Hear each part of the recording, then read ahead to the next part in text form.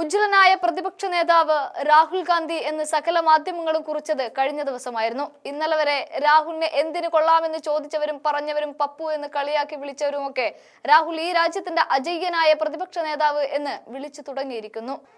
അല്ല, അവരെ കൊണ്ടൊക്കെ രാഹുൽ അങ്ങനെ വിളിപ്പിച്ചു എന്ന് വേണം പറയാൻ. അതിലേക്കൊക്കെ നയിച്ചത് 7 അടി പൊക്കത്തിൽ രാഹുൽ തെരഞ്ഞെടുപ്പ് കമ്മീഷനെതിരെ നിരത്തിയ തെളിവുകളായിരുന്നു. സകല ഇന്ത്യ സഖ്യ നേതാക്കളെയും വിളിച്ചിരുത്തിക്കൊണ്ട് അത്താഴ വിരുന്നും സംഘടിപ്പിച്ചുകൊണ്ടാണ് രാഹുൽ ഗാന്ധി മുഴുവൻ തെളിവുകളും അടിക്കടിയായി നിരത്തിക്കൊണ്ടേയിരുന്നത്. അവിടെ BJPക്കും തെരഞ്ഞെടുപ്പ് കമ്മീഷനും വിറച്ചു പോകേണ്ടെന്ന കാഴ്ചയുമാണ് നമ്മൾ കഴിഞ്ഞ ദിവസങ്ങൾ കണ്ടത്. എന്നാൽ ഇവിടെ രാഹുലിനെ കൊണ്ട് ഈ കള്ളവോട്ടുകളെല്ലാം കയ്യോടെ പൊക്കി പുറത്തിടാൻ സഹായിച്ചത് അടൂരിയൻ തന്ത്രമാണ്. BJP ദേശീയ തലത്തിൽ സമീപകാലത്ത് പയറ്റിയ തന്ത്രം കേരളത്തിൽ CPM പയറ്റുന്ന തന്ത്രമാണെന്ന ആക്ഷേപമാണ് സജീവമാകുന്നത്. എന്നാൽ CPMന്റെ അട്ടിമറി തന്ത്രങ്ങൾ എല്ലാം മറികടന്ന് വിജയിച്ചു കയറിയ ഒരു രാഷ്ട്രീയക്കാരനുണ്ട് കേരളത്തിൽ.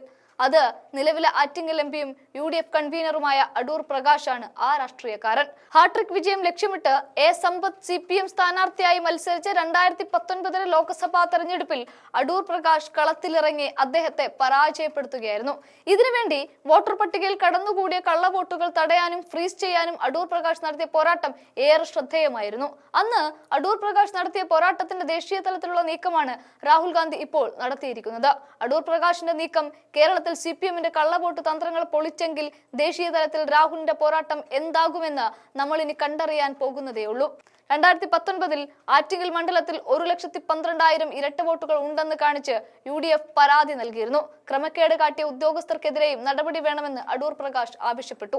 തുടർന്ന് നടത്തിയ പരിശോധനയിൽ ആറ്റിങ്ങൽ ലോക്സഭാ മണ്ഡലത്തിൽ ഇരട്ട വോട്ട് ഉണ്ടെന്ന് കണ്ടെത്താനായി. അന്നത്തെ ജില്ലാ കളക്ടർ K. വാസുകി അത് വ്യക്തമാക്കുകയും ചെയ്തിരുന്നു. ഒരു വ്യക്തിക്ക് തന്നെ 2 ബൂത്തുകളിൽ പേര് ചേർത്ത് ആറ്റിങ്ങൽ മണ്ഡലത്തിൽ വ്യാപകമായി കള്ളവോട്ട് ചെയ്യാൻ ഇടതുമുന്നണി ശ്രമിക്കുന്നു. ഇതാണ് അന്ന് അടൂർ പ്രകാശ് ചൂണ്ടിക്കാട്ടിയത്.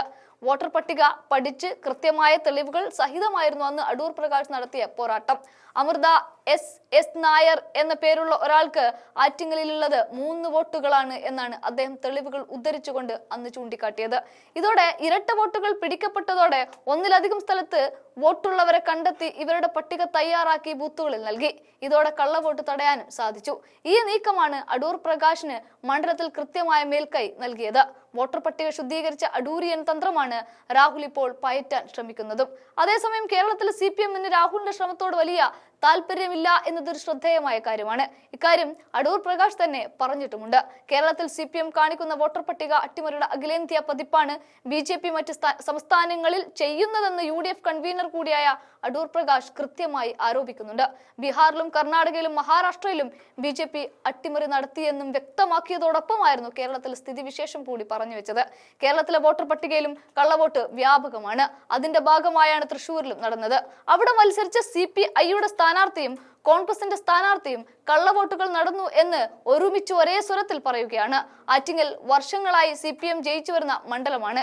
ഒരാൾക്ക് തന്നെ 2-3 വോട്ടുകളുണ്ട്.